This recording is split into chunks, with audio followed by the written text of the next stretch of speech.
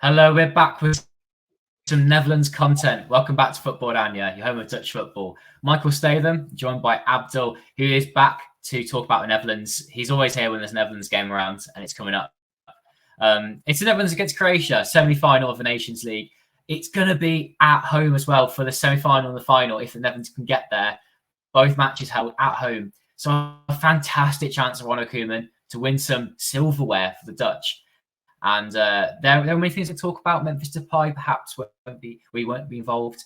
What will the solution be? We'll be talking about our predictions for the game, of course, and a little bit at the end, just about the end of the Eredivisie season, because we're not going to do a special podcast just for that. Some more on that later. Abdul, how are you? And are you excited for these Nations League games? It's obviously not quite like a World Cup, but what's the feeling like for you? First, hi, Michael. How are you? I'm really honored to be with you again. I would say we've been waiting for a moment of glory since 1988, at least for myself. Many occasions I thought Oranje were supposed to win the tournament, and I get in very confident, and suddenly everything disappears. I was very confident in 92, in 2010, in 98, so many times. Even last time was 2019 in the Nations League when we reached the final, hoping that we can win something. So now we have a chance. We're only 2 matches away from winning. So I am really very excited about it. I think we have what we need to win. So hopefully we will not be disappointed this time neither. It's going to be the first glory since 1988. So I'm talking about 35 years here, 35 years ago. That's why it's such a big deal. And I know that whilst we'd like to see the Netherlands win a Euros or World Cup instead, this third competition that's been created is a little bit like how you might see the Europa Conference League. And the teams, Fiorentina, West Ham, when they got to the final, that meant so much to those clubs. No, international football, this will mean a lot if Netherlands can get to the final, just like when they got there against Portugal quite recently. And this is no opportunity for them to get to the final. And whilst we won't talk about Italy and Spain today, if they can make it, it still presents like a realistic opportunity of winning something. It's not like the Spain of 2008 or a team like that we're up against potentially here. So let's talk about Netherlands against Croatia. The team that got to third place in the last World Cup quite recently, a team that are super good when it comes to knockout football. Aren't you you seem quite confident, Abdul, that the Dutch might do it, but why are you not counting Croatia in for like a really tough game here? Why are you not feeling nervous? I think that's what I'm trying to get at.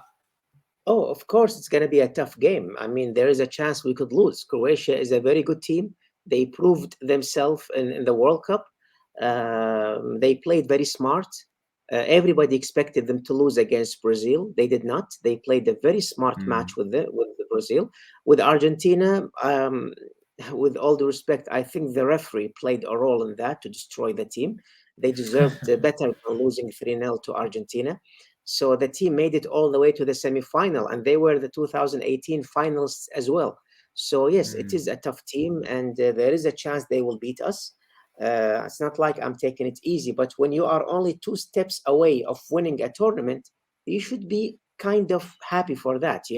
It's not a long distance of winning. It's only 4 days before you reach the final and win the tournament at the same time.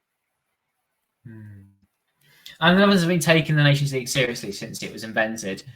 It's nice that they get rewarded again with another finals tournament.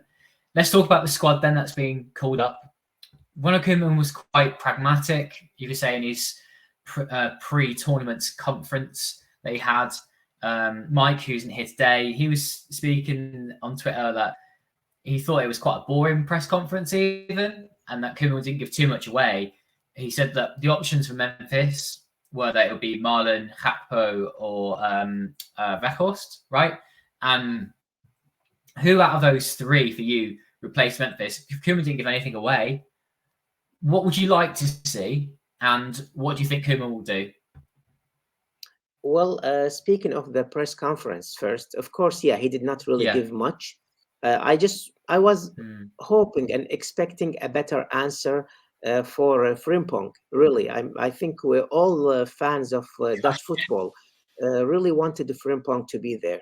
I was hoping that Koeman could say something nice to him instead of what he said. Yeah, so just to give The, context for those who may not be aware, Koeman was speaking about Frimpong, and he was offered a chance to go with the under-21s for their own tournament. That's going to be happening around now. And Koeman was saying that Frimpong turned it down and that he shouldn't have done, and says that it was a mistake to do that, and criticising his defensive abilities again. But he has been so good at club level that it seems like an odd and then a bizarre answer about Frimpong, almost quite defensive, right? yeah, How strange. it did not really make sense. I mean, to ditch a starter that everybody is praising and choose a player who's 33 years old and a sub in his team that did not even play many games, like Blind, and he prefers a Blind over Frimpong. I know they play in different positions. I'm just, questioning the criteria Koeman is using really to pick the players. But anyway, speaking about your question or answering your question, I would definitely choose Gakpo up front. He's my first choice. Definitely not Weghorst. I would say Gakpo and Malin in the right, Simmons in the left. This is, I think, our ideal attacking force. Of course, I'm happy that he got rid finally of some players like Klaassen, Berghaus. My opinion about players. I really appreciate everything they have done for Oranje, but it's not their time anymore. Just to say, by the way, anyone that's watching, do give us a like and comment along what you're thinking about the selections in Koeman, the 11 you play against Croatia. Do let us know. It's great when you always get involved. It's funny about the Ajax players. We're always slating their selection. They can be good at club level, especially Berghaus. He can turn it on sometimes. But international level, it's time to move on from some of these guys. And I'm pleased that they haven't been called up. But it's not like a complete exodus of these players we don't want around the squad. We still have Daley Blind, who there was a time where I backed up his selection and thought he should have been around the squad, maybe even starting games at left back for the Netherlands. His experience being useful. However, his time has not come up and he shouldn't be in the squad. I think Koeman has seen bits and pieces of him. I think he's given him like a last chance because he hasn't played much with Bayern Munich. The same was the case for Wijnaldum. We didn't give him that opportunity this time, and Blind almost had the same fate. It's good to see that actually from Koeman, that he isn't afraid to make those selections and is aware of the same things we're aware of as fans. But it's not like he's completely taken his players out like we would have liked. And by the way, Abdul, we didn't quite answer the second part of my question about the striker position. I asked what you would like to see as a front three, but then I also asked you what you think Koeman might do, unless you think they're the same. But when Mike gives an answer to one of these, he says, well, what I would like and what Koeman would like are often very different. Yeah, definitely. But I really think Koeman would go after Gakpo. It's more logical. Gakpo is a starter. Yeah. He's been doing great in a very high level league, in a very good team. So he should be a starter. I think Koeman would choose him as well. So who do you think you play as the number 10 then? If you've got, you said Simmons the left, you said Marlon right, and Gakpo in the middle. Who plays behind them? Oh, behind them, I would say. Well, it's a very tough question. The midfield is always goes around Frankie de Jong. He's the only one that is guaranteed of position. I would say maybe Wever. I think that's how they pronunciate his name, and Koopmeiners maybe. I didn't hear the first part of what you said there. Who and Koopmeiners? Veerman. Veerman is also an option. He wouldn't be really my first option. I would love to see Koopmeiners. I think he's more solid. He stabilizes the midfield in a way that no other player from the selection can do actually. Right. Sure that Frankie de Jong is going to be important in these knockout games, and I do think Koopmeiners is going to play next to him. He seems to be in form at club level as well. But as for that third midfielder, did you talk about Mats Wever? I think the connection kind of cut out a little bit. Yeah, I mentioned Wever, and then sorry, I lost the connection. Yeah. So I think you said Vifa and I said Veerman. So I Oh, okay. think Joe Veerman, he has that, probably he's the most likely, I guess, to slot in as a number 10 kind of player, but he hasn't had any caps yet for the Dutch. Therefore, he's at the right choice to play in such a big game. I know Koeman has been speaking to Veerman about what he needs to do to get to the next level. And you can see that, at the age of 24, that he is someone we expected to have played well for PSV and then moved on, but that hasn't happened yet. And might be that maybe this is his ceiling, and he won't get any better than this. A very good, talented player. I'd love to be as good as him, and I don't have the money he has. But isn't that Netherlands national team level that we expect him a few years ago? And then after that, looking at the midfielders, I'd love to see Tijani Reinders more involved, but yeah, it's a shame he won't be. So then I would actually disagree that Simmons will play on the left, and it may well be that Simmons plays as a number 10. We have Koopmeiners and De Jong as the two midfielders, and then the front three is going to be basically bags of pace. He could go with Weghorst and then play two quick guys either side of him. But more likely, yeah, Gakpo goes down the middle, Marlon down the wing, and maybe Bergwijn also plays. But Bergwijn has also been out of form for Ajax for quite a long periods this season. Yeah, I just feel like there's still something missing from the national team in terms of player quality, an attacking player, whether that's a number 10 or a striker. But it is fantastic to have Xabi Simons around now. And he will be, I think, a big part of the national team from now going forwards. I think we are recovering for the front line. We have Simmons who has so much potential. We have Gakpo who is a starter in a very big team. We have also Malin, right, who is also a starter in a very big team. The only thing that we miss, I think, having players from Ajax. The only one that is qualified to play for the national team at the moment, I think, is Timber. Because even Bergwijn, he's not really at his best level now. We have been criticizing him a lot lately, so maybe that's why. And usually Ajax is the team that produces players like Schneider. I would say like dynamic midfielders. So this is what we miss at the moment, and that's why we keep thinking of the dynamic player in the midfield. Yeah, sure. I agree. And that's that missing key. It's a shame. But there are so many quality players in there. Like we still look to have that Frenkie de Jong player, aren't we? We've got a Virgil van Dijk, for example. At the back then, who do you think will be the back four? We're kind of piecing together this 11, so let's keep going. Who will be the goalkeeper? Yes. Who will the back four be for you? Bailo has always been my first choice. Really, I think he proved himself in many occasions. The right side, I would have loved to see Frimpong there again, but since he's not picked, I would go for Dumfries definitely. I think he performed well yesterday in the Champions League final, so I would choose Dumfries, Van Dijk, De Ligt, and of course Nathan Ake as the left back. This is the ideal back line, I think, for Oranje at the moment. We're going into such a big game, playing Ake, who has been fantastic this season, at left back, might be that sensible option so that whoever's in that left wing can go and push higher up. Yeah, Ake for sure at left back. I think the back four, it's kind of selects itself. Dumfries as well, agree, had a great game in the Champions League. I mean, not great, very good. It'd been great if he'd obviously won the thing. More chances at Inter had as well. And then at centre back, De Ligt and Van Dijk, it's time to return to those two together after seeing lots of Timber. But I don't think Timber justifies that starting spot at the moment, even though he's been the best of a mediocre bunch this season with Ajax. Geertruida, it's great to see him selected, but I don't think he's warranted a starting spot in the national team side just yet. And Bailo, in goal. Surprisingly, I'm just going to finish about Bailo. With Nopper having been injured for quite a period, it's going to be that Bailo goes in goal. And he has been injured so much for his short career so far, at age 25. Feels like he's been around for ages, but he hasn't played half of it. It's about time that he finally becomes that number one goalkeeper, undisputed, after the season he's had. Yes, totally agree with you. I think Bailo is our first choice. Noppert is the second.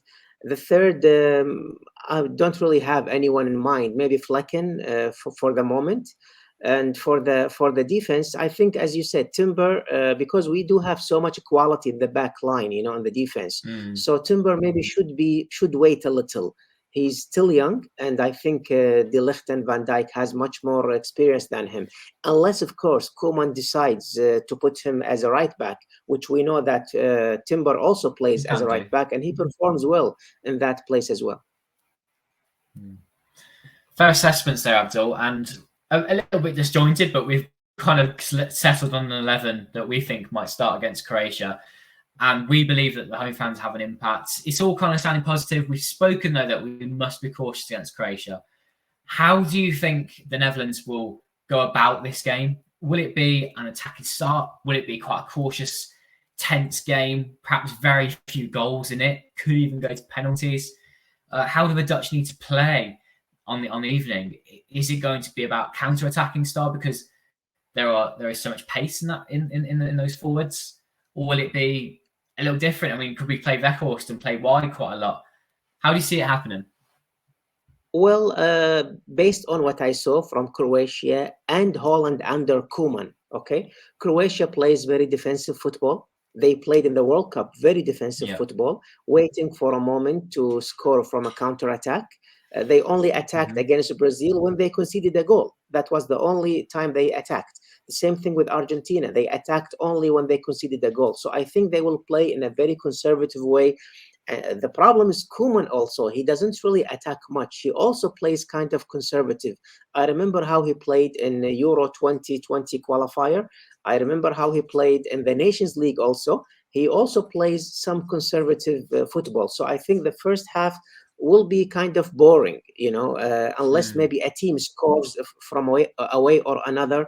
Other than that, I expect it to be a very tight match. Unless a team scores and the other team opens the match to attack, then you can use the counter attacks. That's the only way. But other than that, logically, the first half will end 0-0. What is your prediction for the full-time score, though? I expect it to be very tight, but I expect Holland to score. Hopefully, we can score if we attack. So I would say maybe 1-0 for Holland or 2-1 for Holland. Part of it, of course, is emotional because I'm a fan of Oranje. I think it might be a tense game as well, having mentioned that, and it could be a 0-0 or 1-1, and after extra time as well would be the same. And then penalties, perhaps, is what Netherlands could rely upon to get to the final. That home support is important, really, really important. Could end up seeing the Netherlands win. You know, it's not going to be an entertaining game.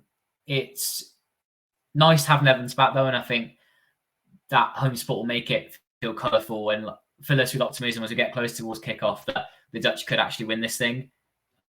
Really exciting, and I don't see a lot of goals, but it's a chance to see the Netherlands again evolving from the days of Louis van Gaal. They may still play a little conservatively. There may still be a number of players that are key to the side that won't change for the years to come. But there are some things that have to change. No, Memphis is an example of that. If he never gets fit and firing at a club level, we will have to move on from him anyway. I know that your views, Abdul, are a little different to mine. I think the Netherlands are better when Memphis plays. But we must show and prove that we can play without him. He's not the youngest player, to be fair. There are going to be times where in the future, surely we're going to have to think about a future without him and games without him. As good as he is, it's a chance to see what Gakpo can do as a striker, perhaps, or Marlon, putting him back there and then thinking of the right winger again. But given we don't have Berghuis, it's going to be Marlon, isn't it, on the right, and Gakpo for the middle. It's another reason why we won't get many goals. There isn't an out-and-out striker really there to have that impact. Well, Michael, Depay is 29 years old. I think he's going to be 30 soon. If you are still a sub Mm. at that age, it's very difficult to play in a team like Oranje, you know. So he hasn't been proven himself after all these years. That's why I really think we should not think about him anymore. That's my opinion, of course. I'm glad, to be Mm. honest, he was not selected. I really hope he recovers well. He recovers and get well soon. But I'm happy he's not selected. And we did not talk about Koeman. I mean, there is a chance, of course, we lose in this match. Will we still believe in Koeman to be our head coach after if we Mm. lose this match? That's a very important question we need to answer. It's funny when we just touch upon Koeman actually before we move on to talk about other things. He gets slated by some Dutch fans, and in some of the points, you can see that he's been a very good manager in his time. Some highlights of his: think about some of the work he did with Dutch clubs, for example, that earned him that move to Southampton. He did very well with Southampton. He had a tough time with Everton, and perhaps going to be a bit more time. The Netherlands, the first time, he had some great results. We were all praising him. But then you still get Dutch fans saying he's never won a league title. He has been sacked from this club, this club, and this club. But managers have these highs and lows, like players, like anybody in life. And I think there is a lot of quality about Koeman as a manager. And it's times like this, it's matches like this that will show us how good a job he's going to be doing with the Netherlands for the time to come. But what are your views on him? Do you think that the next 2, 3, 4 years are going to be with him in charge? To answer this question, I have to ask a counter question. Did Koeman succeed in his second year with any team? If you can help me to answer this question, because I don't recall him succeeding with any team in his second year, you know. He always succeeds in the first year. The second year, he fails. It happened with Barcelona. It happened with Feyenoord. It happened with Southampton. I don't remember his record with Everton. But the three teams I mentioned, he always fails in the second season. And I don't know. Is it like maybe the other coaches understand his philosophy and they know how to beat him? It's just I'm thinking loudly. I'm not really sure about this, you know. And that's what really worries me about this time, because this is also pretty much his second year with Holland. So will he be exposed against Croatia? I hope I'm wrong, of course. I hope he learned from his mistakes. Nothing of what he did so far proves that he learned from his mistakes, but I still hope I'm wrong and we see something good against Croatia on Thursday. You could also argue that Wednesday. if Koeman's going to be exchanged, then he needs to be sacked, I suppose, after this final, doesn't he, for someone else to come in before like the Euro cycle. You don't see a manager leave halfway unless they're in a complete state and aren't going to qualify for the Euros. But I've got confidence in Koeman, and this is an occasion to show himself. And if the Netherlands get knocked out, they play poorly in the final, say, then we'll know where they might not be for Koeman. But the players are there, so if you can get them all playing well together, like he did in his first time in charge of the Netherlands, then I've got confidence in him. But this is another one where I'd love to get people's views again in the comments. People that have probably paid more attention than me to Koeman's career and all that. What do you think? It was an interesting assessment for you, Abdul. Second year, always failing, or flopping, you could say. So do get involved again in the comments. What do you think about Koeman? Thank you all for watching this far. We just wanted to touch upon for a few minutes because we haven't done like an end of season podcast for the Eredivisie. The end of season Eredivisie is kind of big breath out. The season has just finished today as we're recording, and Almere City have been promoted back to the Eredivisie. A small club, really, the old FC Omniworld club, and they are back after a long absence. It's nice to have a new team in the league for sure. But yet again, a team goes down from the Eredivisie playoffs. They get relegated, and someone new is in the league with 3 teams coming up again. What have you made of the teams coming up, Abdul? Have you kept an eye on the other 2 coming up as well, Pek Zwolle and Heracles Almelo? Those 2 teams bouncing back straight away. Well, of course, they have a chance to stay in the Eredivisie. They have a chance to be like middle teams in the Eredivisie. I don't see them, to be honest, to go beyond that. You know, they are either relegated for the second division again, or they stay in the middle. I think the top 5 positions will always be Ajax, Feyenoord, PSV, Twente, and AZ. And maybe some other teams could pull a surprise now and then, maybe like Sparta or Heerenveen or Utrecht. So this is the shape of the Dutch league. It's very difficult to change. It might take some time for that to change. A team like Vitesse, for example, look what happened to the team this season. They barely survived after they brought Koku. This is the shape of the Dutch league, you know. Yeah, you always have those top 3 teams up there, unless they have like financial troubles, like Feyenoord did a while ago. Then you got AZ, who have done very well, to be fair to them, to be up there as well in that same conversation as the top 3 because of the financial difference. And Twente, after the relegation, have bounced back really well, and they're up there as well. I think you could see a team the size of the likes you've just said, Abdul, Utrecht always stand out for that, attacking the top 3, as they say, but never quite managing that. And there is that opportunity for a team like that to go up to that part of the league. Obviously, with the Netherlands now being the 6th best league in Europe, that will allow more European positions at the end of next season, with 6 teams qualifying for Europe, 2 at least in the Champions League, could be 3. Really exciting for the league to have that financial injection. However, that does increase the gap further between those top 3, top 5, and the rest of the league.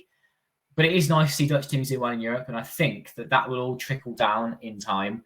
I think the league has got a lot better the last few years. I was someone who was critical and saying it's getting worse, and now I think it's getting better. The likes of Twente qualifying for Europe, them doing well is now important. And 6 European tickets next season with 2 Champions League spots. I think teams like AZ and Twente will be gunning for that. They'll want to get better and qualify. I think the past 6 years, we've noticed the big increase and the big jump for the Dutch teams. It started when Ajax reached the Europa League final. Europa League final, yeah. Yeah, the year after Ajax was in the Champions League semi-final, and then we saw Feyenoord in the Conference League final. We saw AZ in the Conference League final. We saw Feyenoord in the Europa League quarterfinal, something we haven't seen for a long time, you know. So I really think they are really improving. And it's not only the top 3, because AZ, I consider AZ a big team also in the Eredivisie. They could play in a high level, and hopefully Twente will prove themselves, you know, this coming season in the Conference League. More money and more quality is injected to Dutch football, indeed. And just finally, one last thing. Feyenoord obviously win the league. We talked about them quite a lot on this podcast, but on a slot, they're agreeing to stay with the club in the Champions League. That improves the league even further, that he will be there to develop Feyenoord again, leave them in a really good place for what I'm sure will be his eventual departure. He will eventually get that really good club that suits him. Go him, go on a slot, go Feyenoord. They've been so impressive this season, haven't they? Oh yes. With the slot, by the way, he is my favorite Dutch coach. I mean, one of my dreams to see him coaching Oranje, actually. He's very smart. He has a great personality. How about Ten Hag? Ten Hag is good as well, but I think Slot proved himself more with less quality team, with less money. He did something unbelievable with the Feyenoord. Nobody expected Feyenoord to go all the way to the Conference League final and to the Europa League quarterfinal. He was in a very tough group, by the way. I mean, coming out of a group with the Lazio and the Stormgrass. I don't recall the third team, but I mean, Feyenoord did really great. So yeah, Midtjylland. I mean, if Midtjylland plays Feyenoord, you can always have a doubt, you know, of beating them. But with him, things went very, very well, especially in the league. Losing one match before you win the league, I don't think Feyenoord has ever done that before, you know. Fair enough. Abdul, thank you so much for joining me, talking for half an hour about this sort of stuff. We love talking Dutch football. We will be back after the Netherlands against Croatia and the semi-final of the Nations League. Thank you to anyone that's still watching. Of course, if you haven't yet subscribed, do that now. Give us a like if you enjoyed this. Support the channel. We even reached over 3,000 subscribers on this channel, which is great. You know, we don't always put things on here. We've got a lot of things on the website and our Twitter page. So getting 3,000 people interested in our YouTube stuff is great. We enjoy it, and there'll be much more to come with the Nations League and going next season. So yeah, comment along your thoughts on the Nations League semi here. What do you think will happen with the 11 that Koeman plays? What are your views on Koeman in general? Do let us know. Let's have a really busy comment section, please. Yeah, thanks for watching, and we'll be back. Bye for now.